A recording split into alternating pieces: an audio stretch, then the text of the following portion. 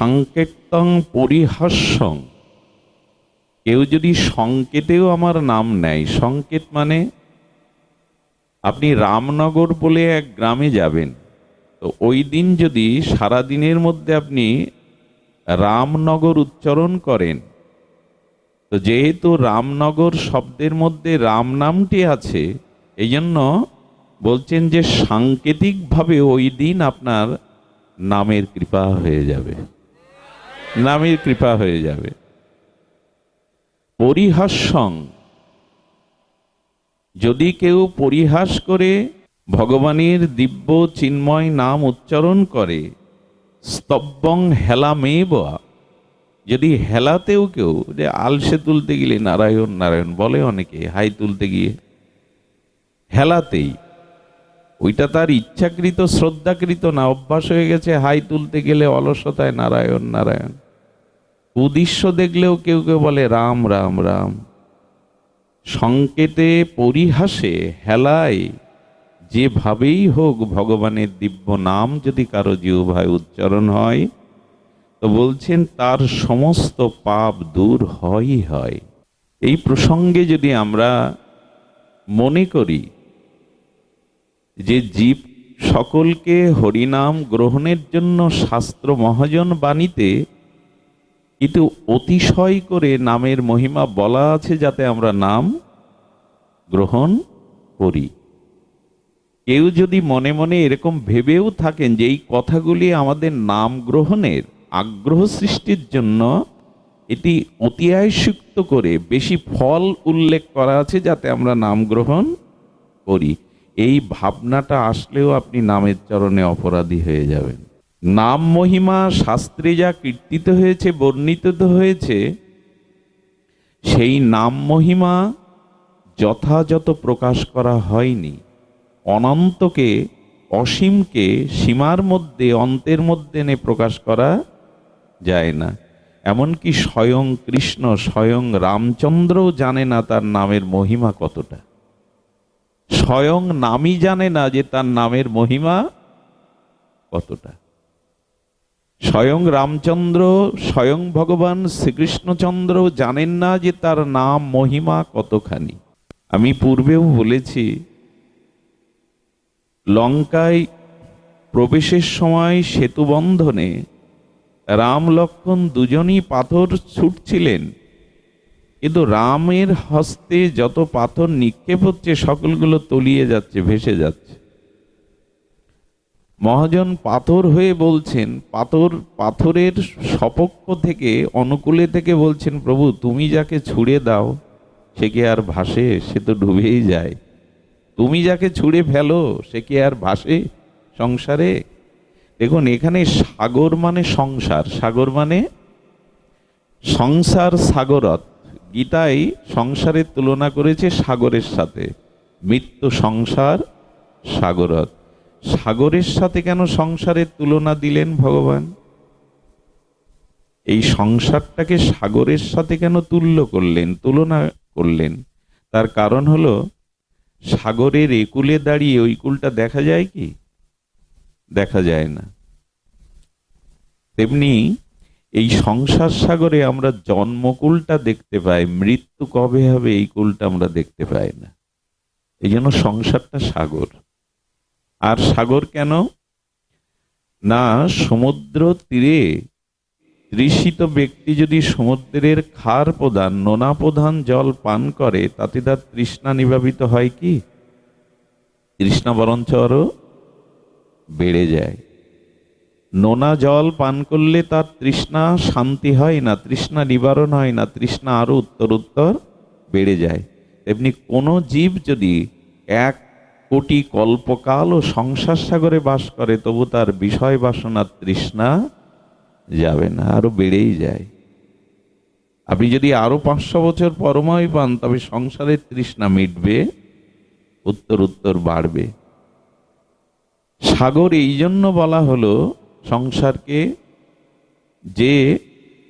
যে সুচারুরূপে সাঁতার বিদ্যা জানেন সে কি সমুদ্র সাঁতরে পার হতে পারবে? সম্ভব কি? হাঙর কুমির আছে, উত্তাল তরঙ্গ আছে, পুষ্করণী ছোটখাটো নদ নদী পার হতে পারে, বড় সাঁতারু সাগর পার হতে পারবে কি?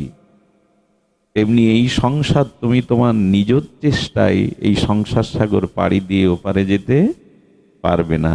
এখানে তোমাকে জাহাজ বা তরণী আশ্রয় করতে হবে। এই জাহাজ বা তরণী হলো হরিনাম, তা আশ্রয় করতে হবে। তুমি সাঁতরে নিজ চেষ্টায় ওপারে যেতে পারবে না।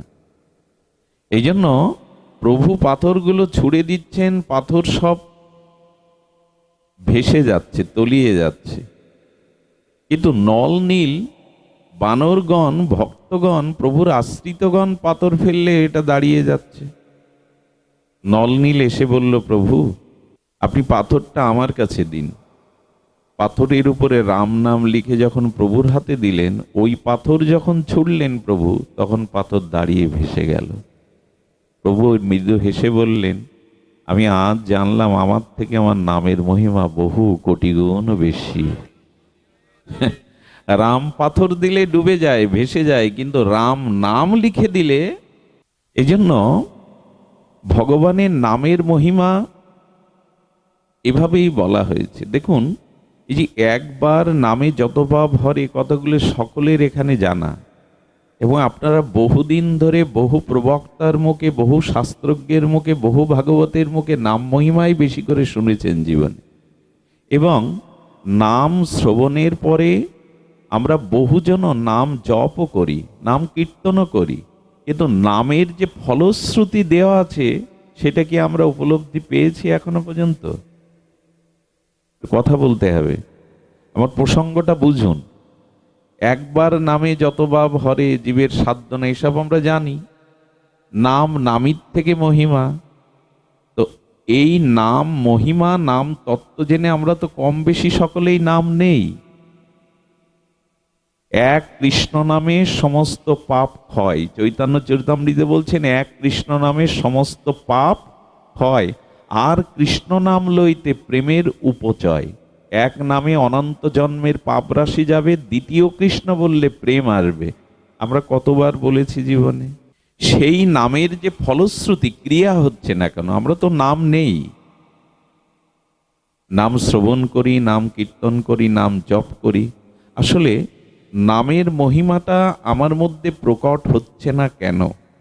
দেখুন, এই তত্ত্বটি তুলসীদাস গোস্বামী রামচরিত মানসে তিনি পুঙ্খানুপুঙ্খভাবে জানিয়েছেন কেন হচ্ছে না।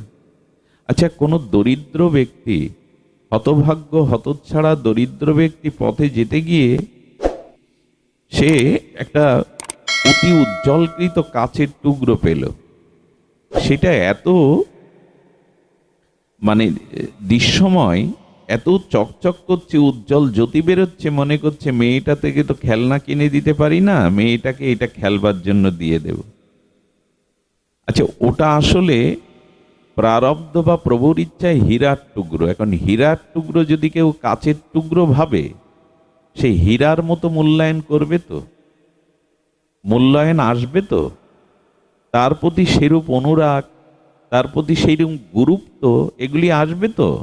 আসবে না। মেয়েকে বললো, মা এটা খেলা কর, মেয়েও নেড়ে চেড়ে খেলতে খেলতে সন্ধ্যায়, গরিব তো, সেই খুদের মধ্যে, কুড়োর মধ্যে, চালের বাক্সের মধ্যে রেখে দিয়েছে, কিন্তু তার জ্যোতিটা এত উজ্জ্বল হয়ে প্রকাশ হচ্ছে। ওইখানে যদি কোনো ভাগ্যক্রমে কোনো জহুরি ওই পথ দিয়ে যায়, আর ওই জ্যোতি দেখে ঘরে গিয়ে পরীক্ষা করে যদি জহুরি দেখে যেটা হীরা, এটা কাচের টুকরো নয়, ওকে যদি বলে, বাপু এটা রাজভাণ্ডারেও সবসময় পাওয়া যায় না, এটা কোহিনূর হীরা, এর দ্বারা তুমি রাজত্ব পেয়ে যেতে পারো। যদি জহুরির দ্বারা সে জেনে যায় যে এটা কাচের টুকরো নয়, তবে গতদিনের মতো কি তার ওই কাচের টুকরো বোধ আসবে? তার প্রতি অবহেলা বোধ আসবে? গুরুত্ব আরো বাড়বে কিনা? ঠিক তদরূপই নামকে আমরা প্রকৃত অর্থে তত্ত্ব তো জানতে পারিনি, যে নাম মহিমা কতখানি, নাম কতখানি তত্ত্ব, নাম যে হীরা, কাচের টুকরো না, এই বোধ আমাদের অনেকেরই হয়নি। বোঝা গেল নিশ্চয়। এখানে জহুরি বলতে এখানে জহুরু বলতে গুরু কৃপা না হওয়া পর্যন্ত, নামনিষ্ঠ কোনো মহাপুরুষের কৃপা না হলে আপনার জীবনে, কারণ জহুরি ছাড়া আপনি চিনতে পারবেন না এটা হীরা না কাজ, তেমন নামনিষ্ঠ কোনো সদ্গুরু, সৎ নামনিষ্ঠ মহাপুরুষের সংস্পর্শে তার কৃপা না পেলে আপনিও অনুভব করতে পারবেন না নাম কি জাতীয় তত্ত্ব। এই জন্য অনেকেই বলে গুরুকরণের কি দরকার, দীক্ষারও কি দরকার, হরিনাম করলেই তো আমি কৃপা পাবো। কিন্তু না, আপনি নাম তত্ত্ব যথাযথ রূপে জানেননি, ভগবানও তার নামের মহিমা জানে না, তো আপনি আমি কি জানলাম?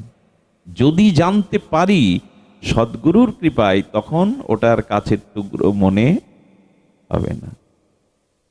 আমরাও নামকে গুরুত্ব দেইনি, তার তত্ত্ব অনুভূতিতে আসেনি।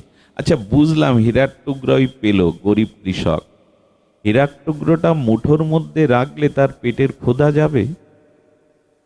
বাড়ির খড়ে খড় নাই, চাল নাই, ওটা হয়ে যাবে টুকরো মণি হাতে রাখলে? কথা বলুন, হবে কি? হবে না। মণি কিন্তু পেয়ে গেছে, মণি কিন্তু হাতের মুঠোর মধ্যে, অভাব যাবে কি? কি করতে হবে? ওই মণিটাকে বিনিময় করতে হবে। ওটা বিনিময় করে নগদ অর্থ হাতে আনার পরে চাউলটা আনতে হবে, সিদ্ধ করতে হবে, তাই না? ঘরের উপাদানগুলো কিনতে হবে, কারো দ্বারা করে নিতে হবে না। মণি হাতে পেয়েই বললাম আমার সব হয়ে গেছে, তাই যায় কি? তেমনি কেউ যদি মনে করে গুরুদেবের কৃপায় কানে নাম পেয়েছে, আমার সব হয়ে গেছে, এরকম ভাবলে মণি হাতের মুঠোই রেখে যেমন ক্ষুধা দূর হবে না, ঘরের চাল সংশোধন হবে না, ওটাকে বিনিময় করে অর্থটা হাতে নিয়ে তবে সংস্কার করতে হবে। তেমনি মহাপ্রভু বলেছিলেন, যেভাবে নাম নিলে প্রেম হবে সেইভাবেই নাম নাও। যে রূপে লইলে নাম প্রেমের উপচয়, তার স্বরূপ লক্ষণ শোনো স্বরূপ রামরায়। তার মানে যেভাবে নাম নিলে, তার মানে ওটা বিনিময় করতে হবে, মুক্তাটা বেচতে হবে। যে অধিকারী তার কাছে বিক্রি করে নগদ টাকা নিতে হবে, নিয়েই তবে তো আপনাকে এইগুলো ক্ষুধা নিবৃত্তি করতে হবে। তেমনি নাম কিভাবে গ্রহণ করতে হবে সেটাও শাস্ত্র বলেছেন। কিন্তু কি হয়েছে না, আমরা নাম গ্রহণ করছি বটে, কিন্তু যে রূপে নাম নিলে নাম ক্রিয়াশীল হবে, নামের মহিমা পূর্ণ বিকশিত হবে, সেই রূপে নাম গ্রহণ না করা পর্যন্ত শুধু মনি হাতে রেখেই বললে হবে না আমার ক্ষুধা চলে যাক। সেই বিনিময়টা কি বললেন? নিজেকে সবার থেকে নিচু ভাবতে পারবে, তৃণের মতো। তুমি এখানে যারা আছে সকলের থেকে তুমি অধম, এটা মুখে বললে হবে না, এটা আন্তরিকভাবে হৃদয়ে মেনে নিতে হবে। আমার সম্মুখে যারা আছে তারা আমার থেকে উত্তম, আমি সবার নিচে, সবার পিছে, এই দৈন্য আগে আনতে হবে। সেটার অভাব।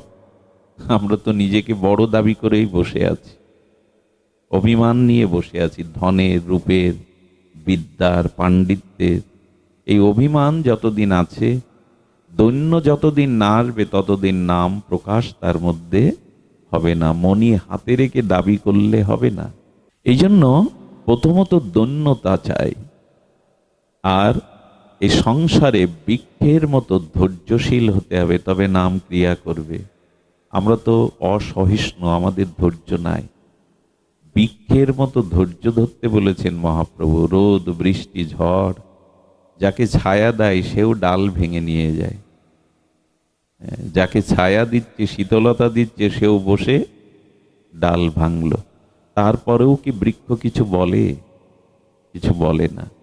এই জন্য তুমি তৃণের মতো যদি নিচুতা অর্থাৎ অধম জ্ঞান করতে পারো, আপনারে হীন জ্ঞান করতে পারো, আর সংসারের সুখ বা দুঃখ, দেখুন সুখ দুঃখকে যতদিন মেনে না নিতে শিখবেন, সমভাবে না নিতে শিখবেন, ততদিন ভক্তের খাতায় আপনার নাম উঠবে না, ভক্তি আপনি পাবেন না।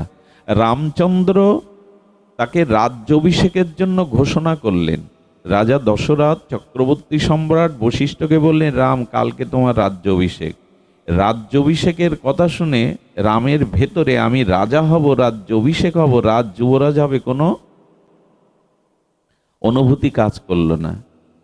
এটা গুরুজন যদি আমার উপরে দায়িত্ব দেয় দিল। আচ্ছা, এই যে রাজা হব, আগামীকাল আমার রাজ্য অভিষেক হবে, বিশ্ব জুড়ে সমগ্র ভারত জুড়ে জয়গান উঠল, এতে রামের কোনো অতিরিক্ত আনন্দের স্পর্শ লাগেনি। কিন্তু সেই সকালে যখন তার 14 বছরের বনবাস শুনল, তখন উনি আনন্দ পেয়ে বললেন, মা, কলসিটা কুমোর তৈরি করে শুকাতে দিলে মাঝে মাঝে বেঁকে যায়। ওই কলসিটা কুমোর করে কি, ভেতরে একটা শক্ত কিছু নিয়ে বাইরে পিটিয়ে পিটিয়ে সোজা করে, কারণ বাঁকা কলসি তো কেউ কিনবে না। তো মা, আমি যদি আজকে রাজা হতাম, অযোধ্যার রাজা হতাম, কিন্তু তুমি আমাকে বনবাসে পাঠিয়ে তপস্বী করে যোগী ঋষিদের সঙ্গ করে আমাকে তুমি জগতের রাজা করতে চাইছো। মা, তুমি আমাকে যোগীদের সঙ্গ, ঋষিদের সঙ্গ, তপস্যা করতে পাঠাচ্ছ। রাম রাজ্য পাওয়ার থেকে বেশি আনন্দ পেলেন যখন তার বনবাসের সংবাদ এলো। বলেন, এই দেখুন, ভগবান আচরণ করে দেখালেন, কোনো কিছু বড় প্রাপ্তিতেও যেমন উচ্ছ্বসিত হবে না, আর জীবনের দুঃখ জরাবাদি আসলেও সেটাতে ভেঙে পড়বে না। এই সাম্যবস্থা হলো ধৈর্য, এটা আমাদের নাই। আমরা কি করি, রামচন্দ্র স্বয়ং পূর্ণব্রহ্ম ভগবান তার 14 বছর বনবাস সহাস্যে মেনে নিলেন। আমরা হলে কি করতাম জানো?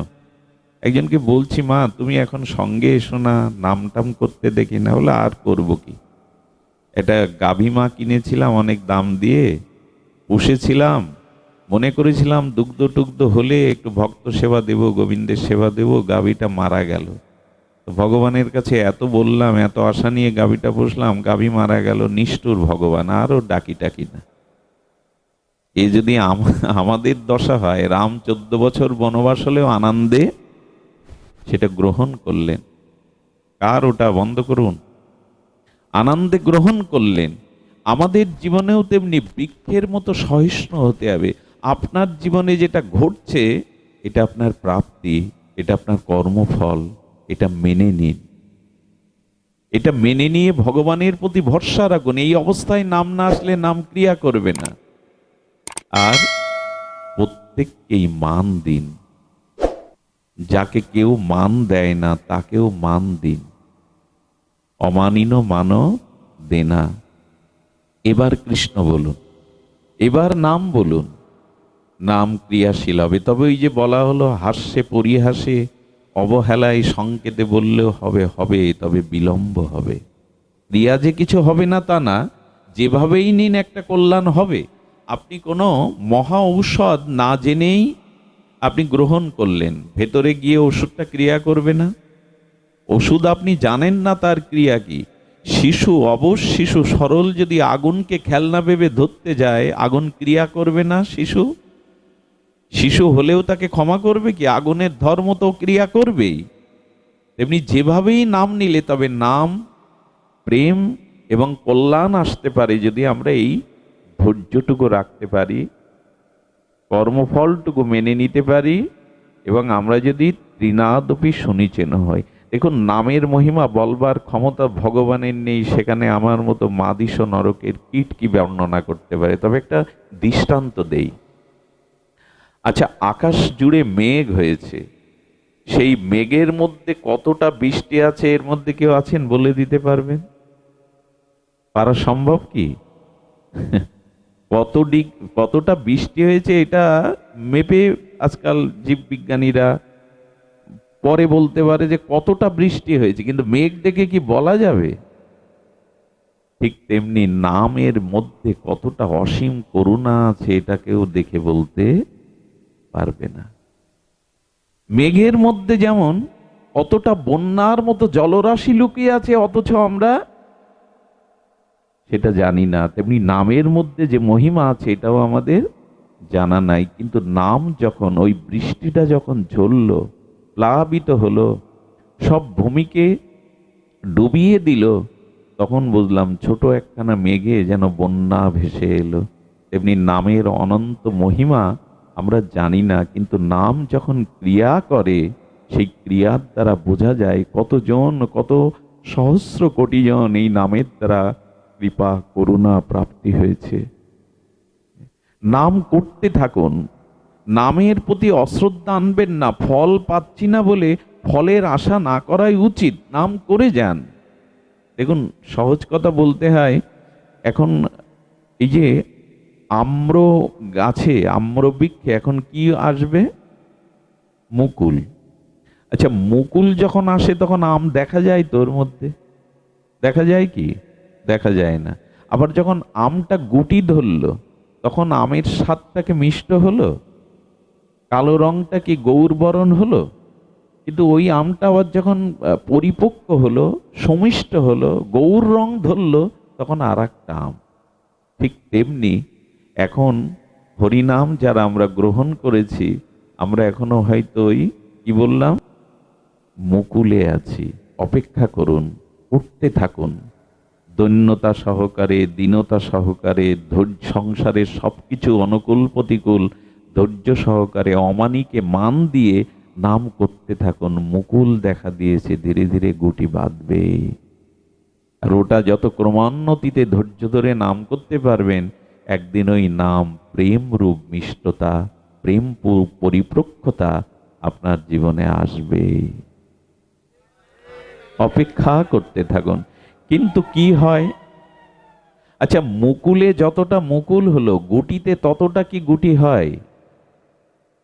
আচ্ছা, যতটা আমের গুটি পড়লো সবগুলো কি পরিপক্ক হয়? ওই আম দাঁড়ায় কি? আমার দশাও তাই। হরিনামের মুকুল হৃদয়ে পেয়েছিলাম, শ্রবণ কীর্তন সাধু সঙ্গে গুটিও ধরেছিল, কিন্তু ঝড় এসে, পোকা এসে সেই আমার পাকতে দিল না, আস্বাদন করতে দিল না।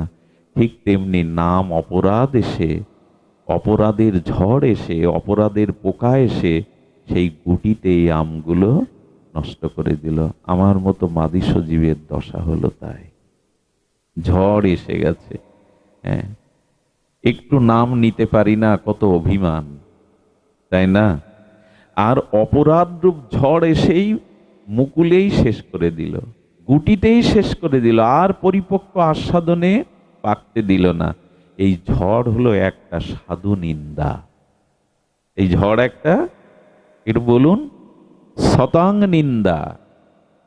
যদি কেহ কখনো সাধু নিন্দা করে তাহলে জানবেন ঝড় এসে মুকুলটায়, গুটিটায় আর আম পরিপক্ক হবে না। আমাদের দুর্দশা তো এখানেই। আমাদের জিহ্বায় একটা রস আসে নিন্দা করলে, অপরের নিন্দাতে আমাদের জিহ্বায় একটা রস আসে। আমি একজন দেখছি এই পান খাচ্ছেন, পান খাচ্ছেন, আর ওই এরকম কোটো পাওয়া যায়, দুই দিকে দুই রকম জিনিস থাকে, সুবরি, চুন, মশলা, এসব দিয়ে বেশ পাকাচ্ছে। বললাম, বাবা পান খান, আমার আপত্তি নেই। বলছে, পান কটা করে পান? বলছে, পায় অনেকগুলো। বলে, এইগুলো কি দিচ্ছেন? শুধু পান চিবালে ঘাসের মতো লাগে, তাই জর্দা অমুক তমুক এই দিয়ে দিচ্ছি। তো আমাদের দুর্দশা হলো, আমরা আমরা জিহ্বায় আমাদের ওই যে মশলার মতো কিছু না দিলে, মানে সাধু নিন্দাটা মশলার মতো কাজ করে। এক জায়গায় বসলই তো সাধু নিন্দা শুরু হলো, বৈষ্ণব নিন্দা শুরু হলো।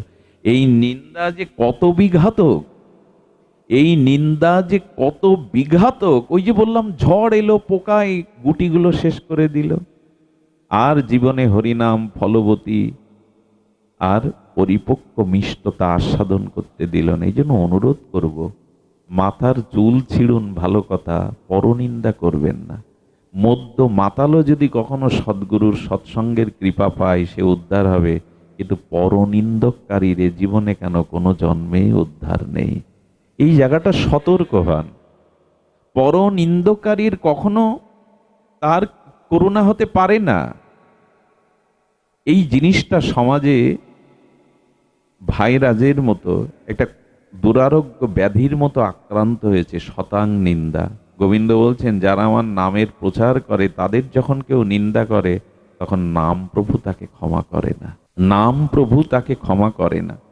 নামাচার্য হরিদাস ঠাকুর, তিনি হিরণ্য গোবর্ধনের সভাতে গোপাল চক্রবর্তী নামের এক যুবক ব্রাহ্মণ, বেশ শাস্ত্র কিছু জানে, অল্প বয়স, আর কাঁচা সৌরি কলার মতো তার গাত্রবর্ণ, তার সমস্ত অঙ্গ যেন রূপের ছটা বেরোচ্ছে। হরিদাস ঠাকুর গেলেন সেই সবার মধ্যে, হিরণ্য গোবর্ধন নিয়ে গেলেন। গোপাল চক্রবর্তী হিরণ্য গোবর্ধনের পুরোহিত। তো ওখানে হরিদাস ঠাকুর আসার সাথে সাথে নাম মহিমা বলছেন। নাম মহিমা বলছেন, গোপাল চক্রবর্তী প্রসঙ্গ তুলেছে যে জ্ঞানের দ্বারা, যোগের দ্বারা, তপস্যার দ্বারা জীবের মুক্তি হয়। উনি মুক্তি প্রসঙ্গ তুলেছেন। নামাচার্য হরিদাস ঠাকুর এখানে হেসে বললেন, নাম আভাসেই জীবের মুক্তি হয়, নাম নেওয়া লাগে না, নাম আভাসেই জীবের মুক্তি হয়।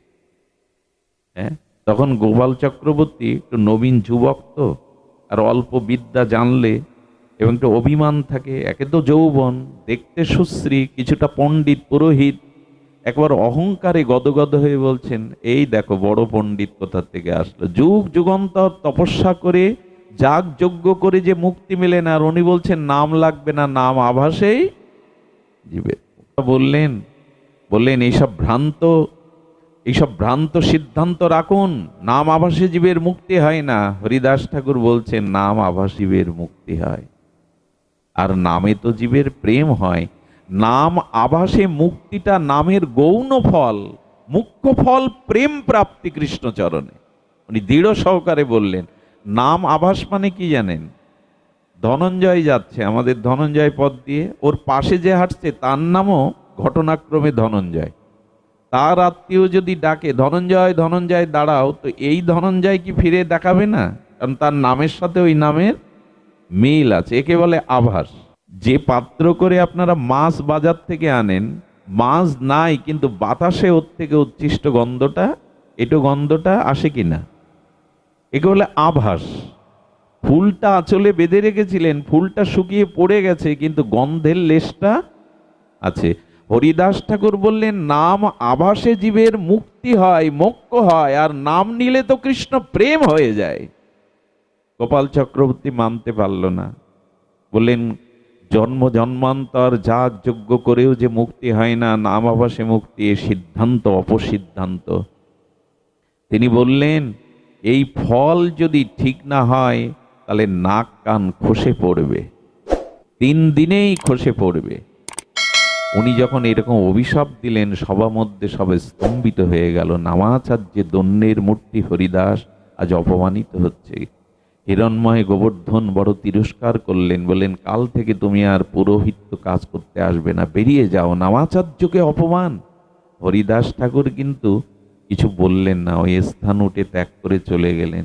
অভিশাপও দিলেন না, মনক্ষুণ্ণ হলেন না, মনে মনে বললেন উনি অবুঝ, নামতত্ত্ব জানেন না, এই বলেই চলে। কতটা দন্য, অপমানিত হলেন তবু দন্য রেখে চলে গেলেন। কি বলবো আপনাদের, 3 দিনের মাথায় সেই গোপাল চক্রবর্তীর এত সুবর্ণময় হেমদেহে কুষ্ঠ দেখা দিল। সেই কুষ্ঠে প্রথমে তার আঙুলগুলো খসে পড়ল, আর নাকটাই খসে পড়ল। সাধু নিন্দার এই হলো ফলশ্রুতি। আচ্ছা, হরিদাস ঠাকুর তো অপরাধ নেয়নি, ওর নাক কান খসে পড়ল কেন? বললো ঠাকুর ওকে ক্ষমা করেছেন হরিদাস ঠাকুর, কিন্তু সাধুর চরণ ধুলি ক্ষমা করে না। যে সাধু নিন্দা করে, বৈষ্ণব নিন্দা করে, সে তার ক্ষমা করে না, সে কখনো ক্ষমা করে না। এই জন্য শাস্ত্র বলছে শতাং নিন্দা, এটা নাম অপরাধের আদি গোড়া, প্রধান সর্দার। কারো নিন্দা করো না, বিশেষ করে যারা ভগবত প্রচার করেন, সাধু নিন্দা করো না। শতাং নিন্দা অপরাধের প্রধান অপরাধ। আমি বেশি কি বলবো, বিষ্ণুখট্টায় চৈতন্য মহাপ্রভু নবদ্বীপে ভগবত প্রকাশ হয়েছেন, সবাইকে কৃপা করছেন, প্রেম দান করছেন, যে যা চাইছে বর মেগে নিচ্ছেন। আজ নিমাই পণ্ডিতনাথ, আজ স্বয়ং ভগবান প্রকাশ হয়েছেন বিষ্ণুখট্টায়। সচিমা এলেন, আজ নিমাই না, সাক্ষাৎ ভগবান জ্ঞানে প্রণাম করছেন সচিমা। নিমাই অন্যদিকে ফিরে বলছেন মাকে বলে দিন ওনার প্রেম হবে না, ওনার করুণা হবে না, সর্বনাশ। যার গর্ভে স্বয়ং ভগবান অবতীর্ণ হয়েছেন, সেই জগৎমাতা সচিমাকে বলছেন বলে দিন উনি প্রেম পাবেন না। কি সর্বনাশের কথা! ভক্তরা স্তম্ভিত হয়ে গেল, প্রশ্ন করল, জগৎ জননী মা সচিমা প্রেম পাবে না? মহাপ্রভু বললেন, পাবে না এই জন্য মা বৈষ্ণব নিন্দা করেছে। সচিমা বৈষ্ণব নিন্দা করতে পারে? পারে না। ঘটনাটা কি হয়েছিল শুনুন। সচিমায়ের 7টা কন্যা সন্তান হওয়ার পরে মারা যায়। তারপরে অষ্টম গর্ভে আসে বিশ্বরূপ। 18 বছর বয়সে ত্যাগ বৈরাগ্য নিয়ে উনি সন্ন্যাস নেন।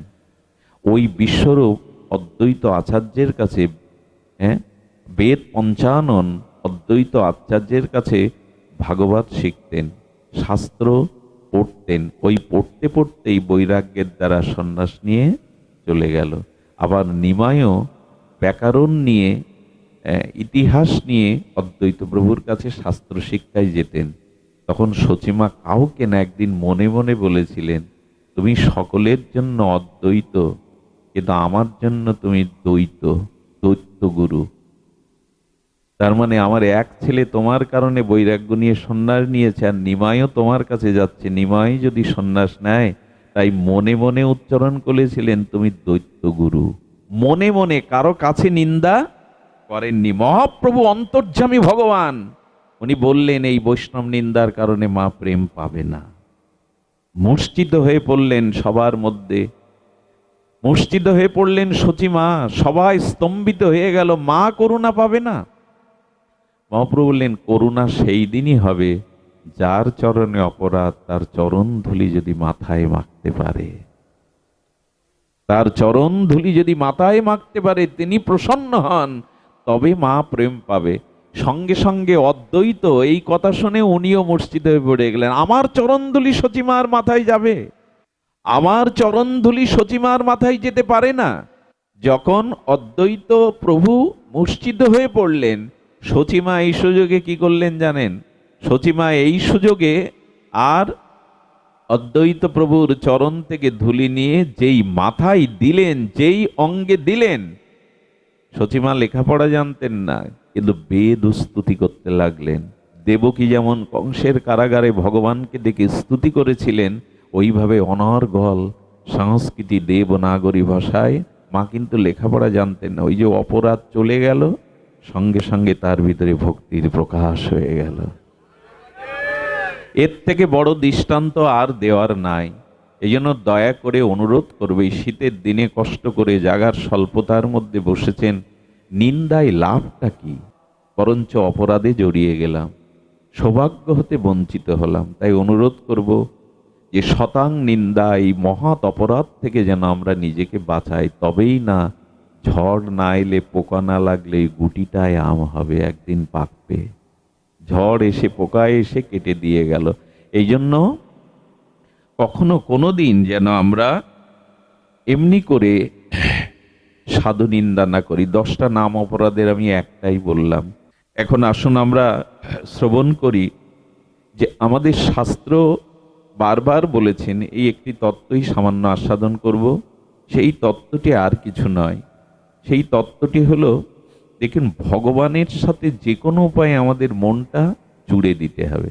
খুব সহজ একটি প্রসঙ্গ, কিন্তু আপনাদের মনোনিবেশ করবার জন্য অনুরোধ করছি। বেশিক্ষণ হয়তো অত্যাচার করব না আপনাদের, তবু সামান্য একটু সময় শুনুন। যে কোনো উপায়ে ভগবানে মনটা যুক্ত করতে হবে।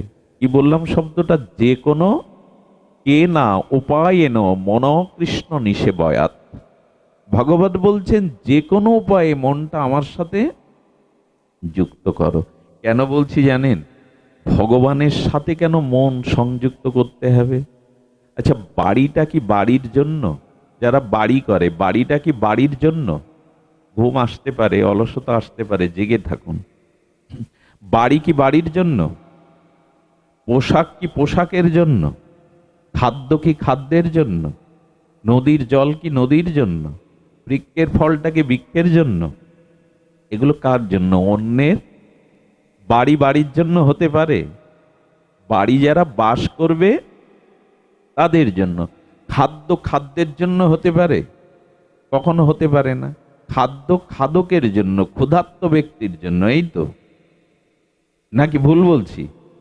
বৃক্ষের ফলটা তো বৃক্ষের জন্য না, অন্যের জন্য। এখন প্রশ্ন হলো, আমার যে দেহ, এটি কার? এই দেহটা কার জন্য? আপনাদের কাছে এই প্রশ্ন রাখছি। না, ভগবানের বললে ওটা কপট করে বলা হবে। এখনো দেহ ভগবানের জন্য আমরা অনেকেই করতে পারিনি। দেহটা কার যদি প্রশ্ন করি, তাহলে ভাগবত বলছে, দেখুন, মা বলছেন আমি তোকে গর্ভে ধারণ পালন পোষণ করেছি, দেহটা আমার, তোর দেহটা আমারই দেওয়া। পিতা বলছেন আমার ঔরসেই তোর সৃষ্টি বা জন্ম, দেহটা আমার। আচ্ছা, যার পিতা মাতা নেই, জন্মেই বাবা মা হারিয়েছে, অনাথ, তাকে যিনি অন্নদাতা হয়ে প্রতিপালন করেছেন, তিনি দাবি করেন দেহটা আমার। দেখুন দেহটা কতজনের। যিনি অন্নদাতা, আগের দিনে দাস প্রথা ছিল, ঘুমায়ও নামা, দাস প্রথা ছিল। দাস প্রথা মানে বিক্রি হওয়া যেত। শৈবা, হরিশ্চন্দ্রের স্ত্রী শৈবা কাশীতে বিক্রি হয়েছিল দাসী রূপে। তা যিনি একজনকে কিনে নিয়ে, এখন যেমন 1 মাসের জন্য জোন কিনতে পাওয়া যায়, মজুরিদের কিনতে পাওয়া যায়, যায় না? ওই যে মোড়ের মাথায় বসে 1 সপ্তাহের জন্য বিক্রি হয়। তো যিনি আমাকে ক্রয় করলেন সারা জীবনের মতো দাসত্ব, সে দাবি করবে দেহটা আমার। আচ্ছা, মৃত্যুর পরে আমার অন্ত্যেষ্টিক্রিয়া করবার কোনো ওয়ারেস না থাকলে শৃগাল কুকুর বলবে ও আমাদের খাদ্য, দেহটা আমাদের, বলবে কিনা? শৃগাল কুকুর ছাড়বে কি? সবশেষে একজন দাঁড়িয়ে বললেন, তোমরা যাই বলো, দেহটা আমারই। আগুন, চিতার আগুন বলছে দেহটা আমারই, আমার কাছে ওকে আসতেই হবে, আমি গ্রাস করব। আমার প্রশ্ন, দেহ কার? এই দেহটা কারো নয়, দেহটা আত্মার। আত্মা আছে বলে এই দেহের অস্তিত্ব আছে। আপনার আপনার দেহ থেকে, শরীর থেকে যদি আত্মা বিযুক্ত হয়, একটা মাটির খেলনা পর্যন্ত মানুষ ঘরে সাজিয়ে রাখে, ছোট রং করা মাটির খেলনা, কিন্তু এই দেহটাও তো মাটির। কিন্তু এর থেকে আত্মা চলে গেলে এই দেহের বস্তুটা আর ঘরে কেউ সাজিয়ে, এটা খেলনার যে মূল্য আছে, আমার এই মৃত দেহের, মানে আত্মা চলে গেলে দেহের মূল্য। ভগবান বলছেন, বাসাংশি জীর্ণানি যাতা বিহায় নবানি গৃহ্ণানি নরহ পরাণি তথা শরীরানি বিহায় আর জীর্ণান্নানি সংজাতি নবানি দেহি। এই শ্লোকটি আমার বড় ভালো লাগে। মানুষ ছাড়া কিন্তু জন্তু জানোয়ার কাপড় পরিবর্তন করে না, মানুষই করে। এই জন্য ভগবান জীবাত্মার পরিবর্তনের ক্ষেত্রে এই দৃষ্টান্ত দিলেন। তাও ভগবান বললেন, কাপড়টা জীর্ণ হয় আর শরীরটা অনন্যভাবে জীর্ণ হয়। জীর্ণান্নানি, তার মানে ছেঁড়া কাপড়টা সেলাই করে পরা যায়, কিন্তু আত্মা চলে গেলে আবার ঢুকিয়ে দেহ ব্যবহার করা যাবে তো? কাপড়ের ভাঙার যে মূল্য আছে, আত্মা ব্যতীত, আমি ব্যতীত তোমার এই দেহের মূল্যই নাই। আচ্ছা, কাপড় ছিঁড়ে গেলে কি করা যায়? ছোট কাঁথা সেলাই করা যায়, ঘর মোছা করা যায়, সলিতা করা যায়, দেহ কি কাজে লাগে?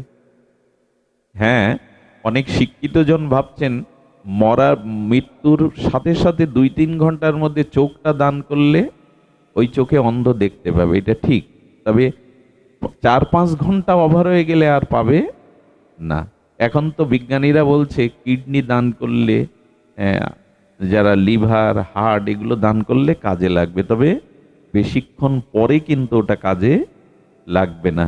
আচ্ছা, কাপড়ের টুকরো ত্যাগ করে রেখে দিলে ওতে পোকা হবে তো, কিন্তু দেহ, একবার ভেবে দেখুন তো, এই দেহটার মূল্যায়ন কেন? মানুষ সবার শ্রেষ্ঠ কেন? একবারও ভেবেছেন যে দেহের পরিণতি শৃগাল কুকুর খেলে তার পেটে 20টা মলমূত্র হয়, চিতায় পোড়ালে এক মুষ্ট ছাই হয়, আর মাটির নিচে রেখে দিলে কীট তৈরি হয়, সেই দেহকেই শ্রেষ্ঠ বানালেন কেন ভগবান? সবার উপরে মানুষ শ্রেষ্ঠ একটাই কারণ, আমি ভগবান তোমার মধ্যে আছি তাই।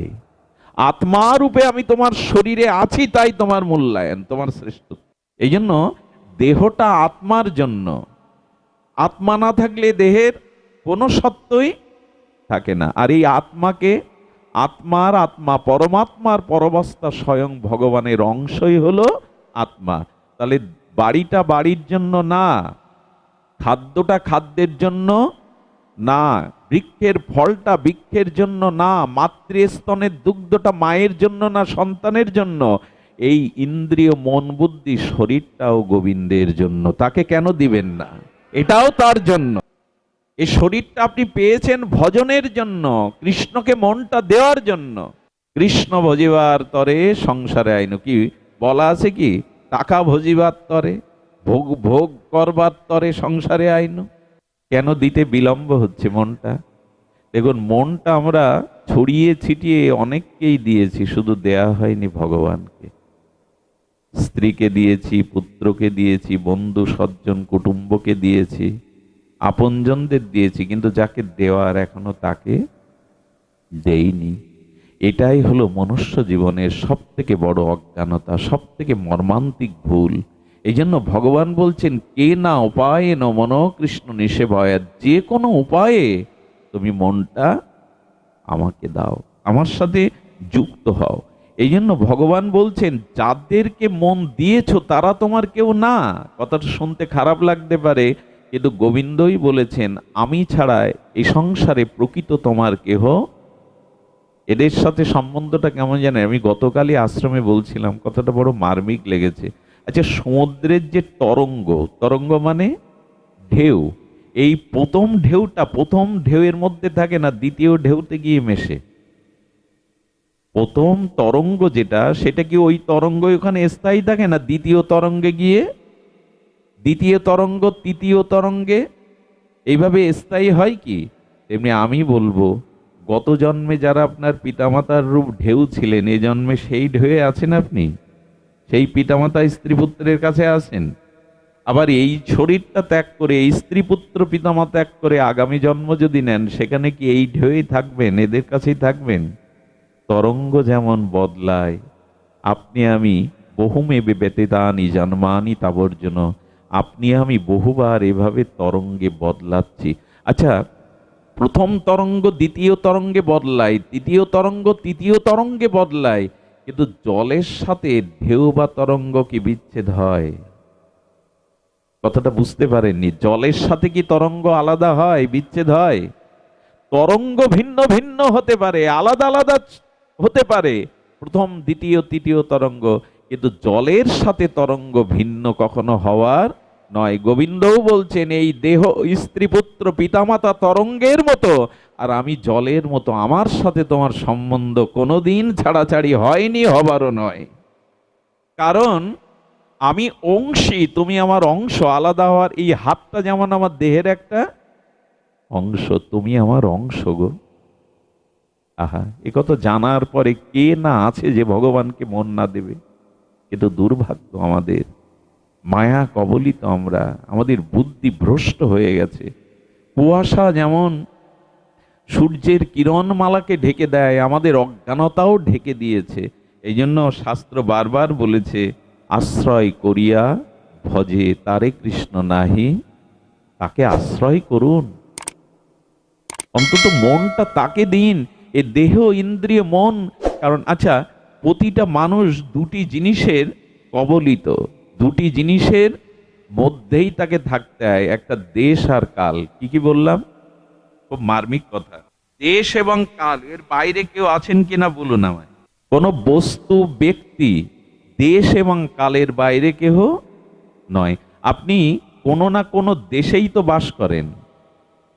পৃথিবীর কোনো ভূখণ্ডরূপ কোনো দেশে, সে স্বীকৃত হোক অস্বীকৃত, কোনো দেশে ছাড়া আপনি শূন্যে বাস করেন কি?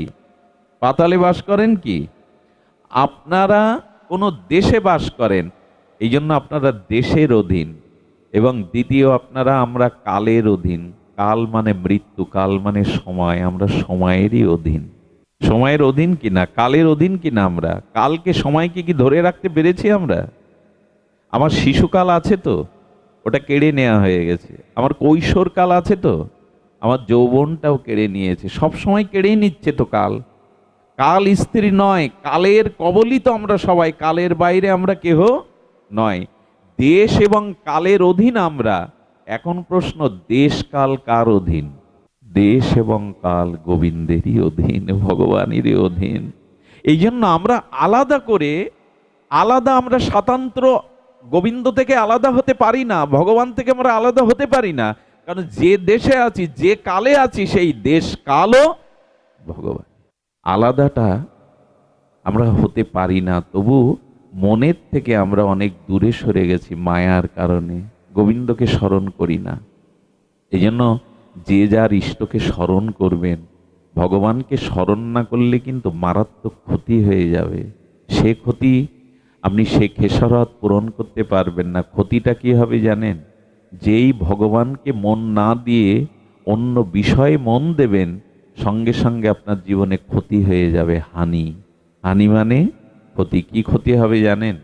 যাদের যাদের আত্মাগুলো জীবাত্মাগুলো উদ্ধার হয় না, আত্মহত্যা করে যারা, তাদের আত্মা ঊর্ধ্বগতি হয় না। শুকুর কুকুরগুলো মরে গেলে, মশা মাছিগুলো মরে গেলে, এদের আত্মা ভূলোক ছেড়ে ভূগোলোকে যেতে, ঊর্ধ্বলোকে যেতে পারে না, ভারী স্তরে থাকে।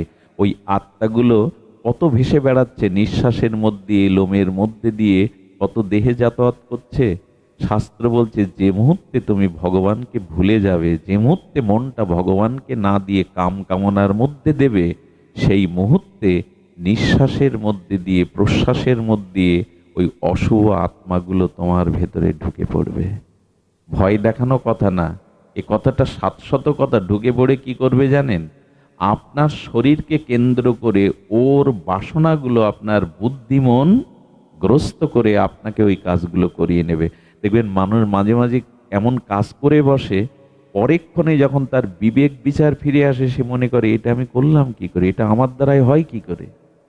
আপনি করেননি, ওই যে অশুভ চিন্তা করেছেন ভগবত চিন্তা ব্যতীত, ওই অশুভ চিন্তার ছিদ্রের মধ্যে দিয়ে কোনো অশুভ আত্মা যাতায়াত করে, ঘুমের মধ্যে, নিঃশ্বাসের মধ্যে তারা প্রবেশ করে তার যে অভীষ্ট কামনা আপনার দ্বারা পূরণ করে নিয়েছে।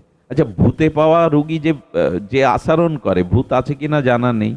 সেদিন ভাগবত কিশোর গোস্বামী বলছিলেন, আমি কোনোদিন ভূত দেখিনি, কিন্তু দেখি, আমি যখন আয়নার সামনে দাঁড়াই তখন নিজেকেই ভূত মনে হয়। তাছাড়া আমি ভূত আছে কিনা জানি না।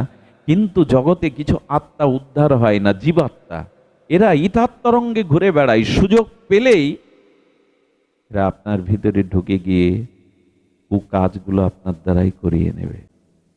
এই জন্য ক্ষতি হয়ে যাবে। ভগবত চিন্তা ছেড়ে দিলে, নাম ছেড়ে দিলে, বিষয় চিন্তা করলেই যে আপনি কোনো একটা ক্ষতি হবে। ওই যে ঘরটা বন্ধ করা, কিন্তু জানলারেতে যে ভ্রমর ছিদ্র করেছিল, ওই ছিদ্র দিয়ে দেখবেন সূর্যের কিরণটা কিভাবে তেজময় হয়ে ঢোকে, ঘরের স্তরণগুলো দেখা যায় ওই আলো, এত তীব্র বিকিরণ হয়। তেমন যে মুহূর্তে ভগবান ভুলে যাবেন, ভগবানের থেকে মনটা বিষয়ে কামনা বাসনায় দিবেন, ওই ছিদ্র দিয়েই ঢুকে পড়বে সূক্ষ্ম সূক্ষ্ম আবিলতাগুলো, ওর থেকেই পতন শুরু হবে।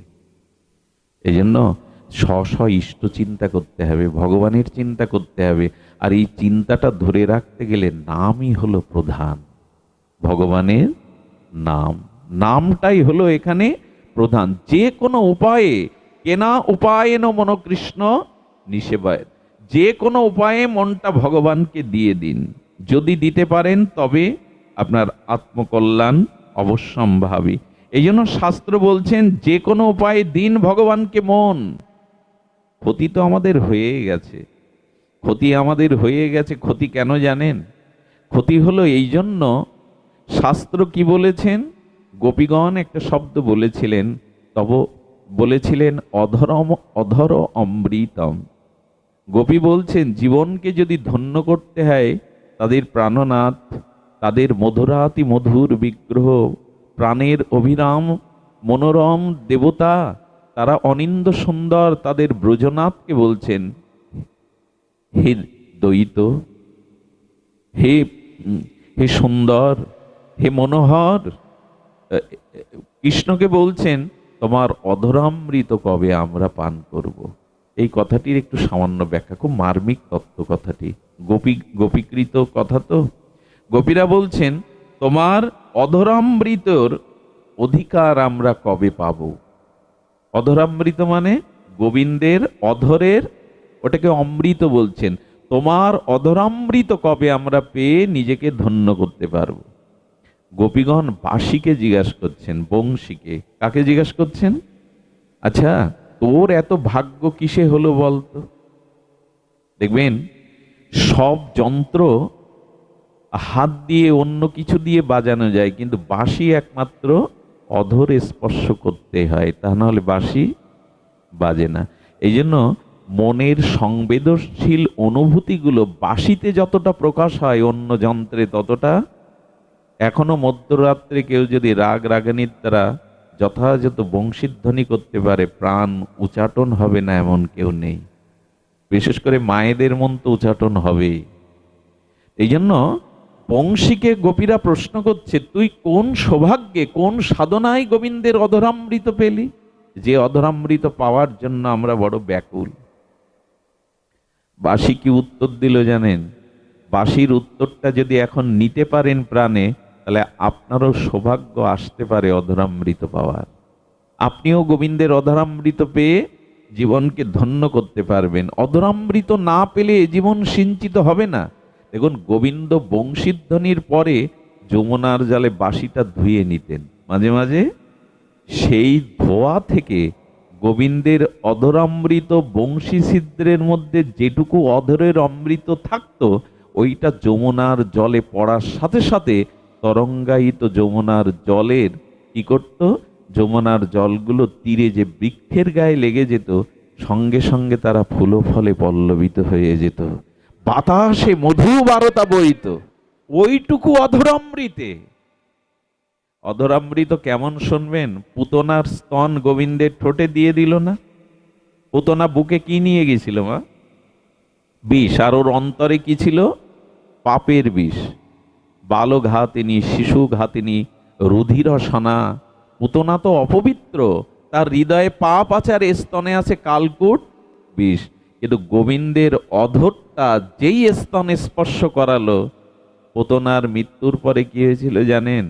তার দেহটা এত বড় যে কেটে কেটে চিতায় দেওয়ার পরে যখন চিতা জ্বলছে, তখন দিব্য অপার্থিব চিন্ময় লোকের একটা সুগন্ধ সমস্ত ব্রজে মাতাচ্ছিল। সবাই প্রশ্ন করছে, পুতনা পাপী, সে বালঘাতিনী, শিশু হত্যাকারিণী, তার অপবিত্র রাক্ষসী দেহ থেকে চিন্ময় বৈকুণ্ঠের দিব্য গন্ধ কেন আসছে? বলেন, গোবিন্দের অধরামৃত যে লেগে গেছে ওর স্তনে, অধরামৃত লেগে গেছে। কি অপূর্ব দেখুন, পুতনার মতো রাক্ষসীর আর বিষ পানকারিনীর দেহটা যদি দিব্য চিন্ময় গন্ধ সুগঠিত হয়, আমোদিত হয় চন্দন কর্পূর গন্ধে, তাহলে গোবিন্দের অধরামৃত যে পেয়েছে সে কি হয়ে যায়? এগুলো খুব চিন্ময় কথা, বোঝানোর কথা না, অনুভূতি ছাড়া বোঝা যাবে না। গোপীগণ এমনি চাননি তোমার অধরামৃত কবে পাওয়ার ভাগ্য পাবো, এ তাপিত জীবনকে, এ তাপিত শোকময় জীবনকে কবে পরিতৃপ্ত করব তোমার অধর অমৃত। তবে এটা স্বর্গের অমৃত না, এটা তোমার অধরম মৃত। তো বাঁশি বলছেন, তুমি যদি আমার স্বভাবটা নিতে পারো, তাহলে তুমিও গোবিন্দের অধরের অমৃত পান করতে পারবে। বাঁশি কি বলল জানেন? আমি একদিন স্ত্রী পুত্র পরিবার নিয়ে পরিবারেই ছিলাম। বাঁশ, যে বাঁশটা দিয়ে বাঁশি হলো, সেটা কোথায় ছিল? ঝাড়ের মধ্যেই তো। বাঁশ কোথায় থাকে? একা আলাদা থাকে? ঝাড়ের মধ্যে থাকে। তার মানে আমি সংসারে স্ত্রী পুত্র কামনা বাসনার মধ্যেই ছিলাম। কোন তত্ত্বজ্ঞ, এখানে গুরুর কথা বলছে, কোন তত্ত্বজ্ঞ আমাকে কেটে ওদের থেকে আলাদা করলো। অর্থাৎ যে জীবের এই সংসারের কামনা বাসনা জঙ্গল থেকে, ঝাড় থেকে জ্ঞানরূপ, ভজন রূপ, সাধন রূপ, বিবেক রূপ বিচারদীপ অস্ত্র দিয়ে যারা এই সংসারের কামনা বাসনাকে কাটতে পারে, সংসার ছেড়ে যেতে বলা হচ্ছে না, কামনা বাসনাকে কাটতে বলা হলো। ওইটা কাটার পরে কি করেছে জানো? আমার পুত্র কন্যাও আমার সাথে ছিল, তাদেরও কেটে ছেটে দিল, কুঞ্চিগুলো কেটে দিল। এরপরে অনেকদিন রৌদ্রে শোকালো, কত তাপ সহ্য করেছি। তারপরে জানো, সব অংশটা নেয়নি, আমার সব অংশটা ওরা একটা বিশেষ অংশ কেটে নিয়ে আমাকে কত যে অস্ত্র দিয়ে, বুঝতে পারছেন বিষয়টা? গোবিন্দের অধরে যেতে গেলে তোমাকে এইভাবে যেতে হবে, এই পরিবারের কামনা বাসনার আসক্তি ছেদন করতে হবে জ্ঞানের দ্বারা। তারপরে তোমার যে পুত্রকন্যার প্রতি প্রবল আসক্তি, ভগবানের থেকে সংসারের প্রতি আসক্তি, এটাও বিচার দ্বারা, বিবেক দ্বারা ছেদন করতে হবে। তারপরে কত তাপ সহ্য করতে হবে। তারপরে তোমাকে অস্ত্র দিয়ে একটা অংশ নিয়ে নেবে। সেই অংশটা কি করবে জানো? যখন একটা অংশ তৈরি করলো, তখন গরম লোহা দিয়ে তোমাকে সেক দিয়ে ছিদ্র করবে। পারবে তো কলঙ্ক নিতে, অপমান নিতে, কষ্ট নিতে সংসারে? আমাকে ছিদ্র করলো, তাও আমি সহস্যে মেনে নিয়েছিলাম, কারণ আমি জানি যদি এভাবে সহ্য করতে পারি, মেনে নিতে পারি, তবে একদিন হয়তো গোবিন্দ ধরে আমাকে নেবেন। তারপরে কি হলো জানো? আমাকে ছিদ্র করলো। যে বস্তু ছিদ্র তার মূল্য আছে, কিন্তু তারপরে জানো, আমি আমার ভেতরটা সব ফাঁকা করে দিয়েছি। ভেতরে কিছু, এই কথাটা খুব মূল্যবান। আচ্ছা, বাঁশির ভেতরে কোনো বস্তু প্রবেশ করালে বংশীবাদক সুর রাগরাগিনী করতে পারবে তো, আলাপ করতে পারবে তো? ওর ভেতরে কোনো কিছু প্রবেশ আসবে। বাঁশি যেন বললেন, একমাত্র গোবিন্দের সুর ছাড়া, গোবিন্দের অধরামৃত ছাড়া ভেতরে আর কোনো কামনা বাসনা রেখো না, ফাঁকা করে দাও।